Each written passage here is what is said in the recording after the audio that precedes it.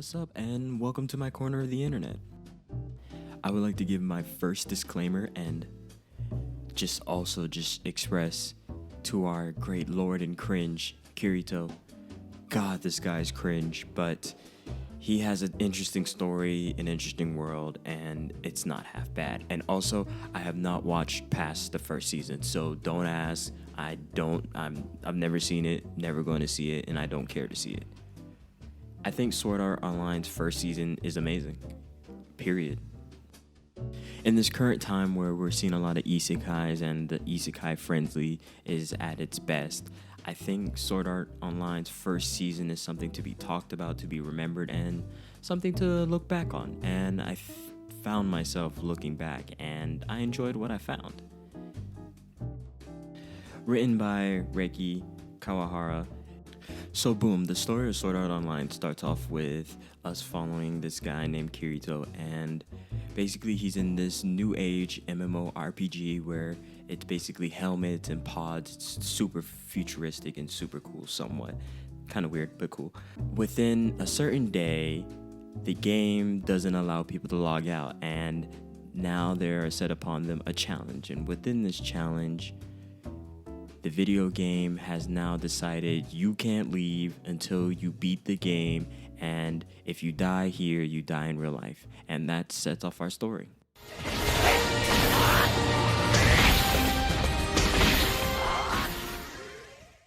And the first couple episodes are a little traumatizing for our main character. They're a little traumatizing for us because basically it's a string of deaths and a string of moments that basically place the setting and introduce us to our main character and his issues.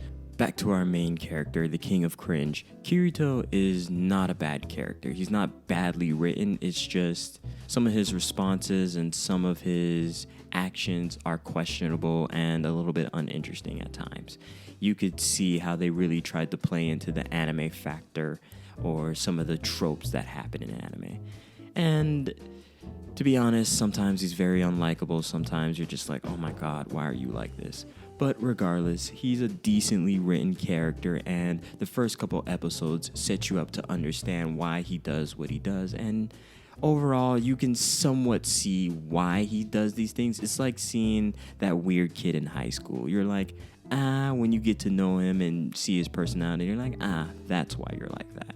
Regardless, Kirito is manageable, a decent guy, a bit of a hero, and of course the anime does play to his best ideals and plays to the better parts of his personality.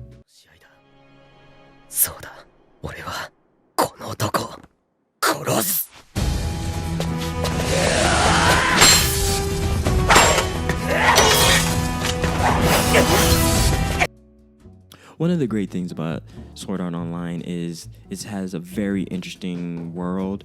It has a very interesting tone. At times it could be serious, at times it could be horrifying, and other times it could just be fun and a bit serene in how these people adapt to this new world, even though the situation is strenuous. Because all humans, we can pretty much adapt to anything. As long as we don't instantly die, we can pretty much adapt to anything.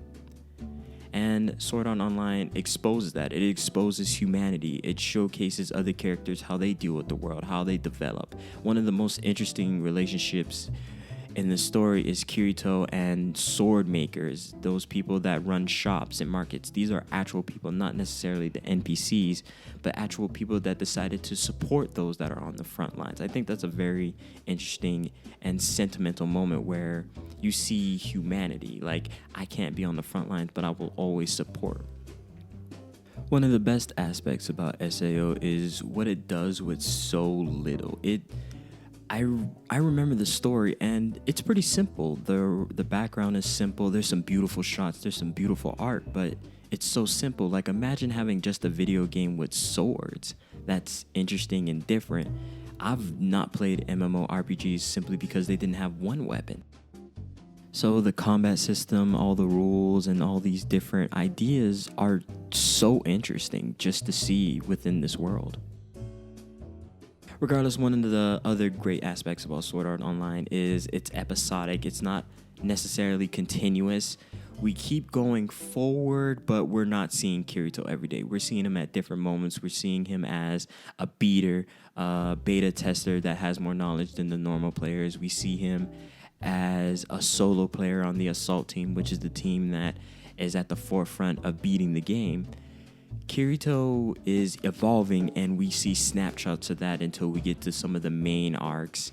But SAO's first couple episodes are amazing because they really give you a setting of the game. They teach you a little bit of the rules, and we find out the rules as Kirito does, and it feels like we're observing one of the most important things about SAO, and I'll just reference it. The issue with the future of SAO, I kind of lied. I saw the second season, is it betrayed the urgency of death. One thing that made this show what it was the first couple episodes where you understood if you die, that's it. It destroyed its meaning when it took that away. Onto the bad points.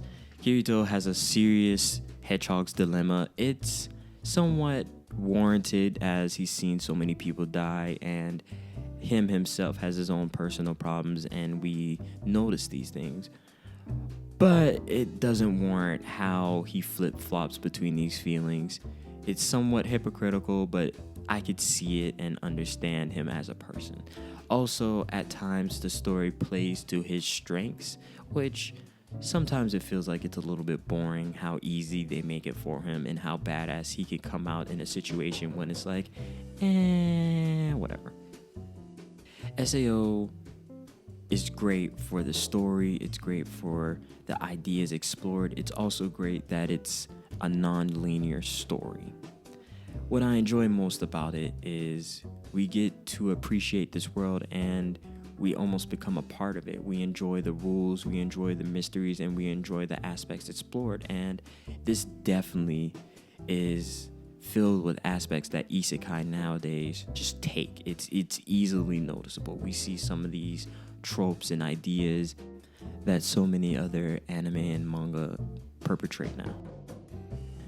One thing that has come to mind, and I slept on it and this idea came to me, is if SAO had stopped at the first season, I could totally say it was one of the best. But unfortunately, like a long list of other anime and manga, it just continues unnecessarily. If it had ended, it would have been great. It should have stopped while it was ahead. It should have stopped as a bit of an amazing anime that had a great first season and that we all want more of. There's certain anime that's not meant to go past 30 to 20 episodes. I don't mind a good 50 episode anime. It's cool. It stops right there and that's the story.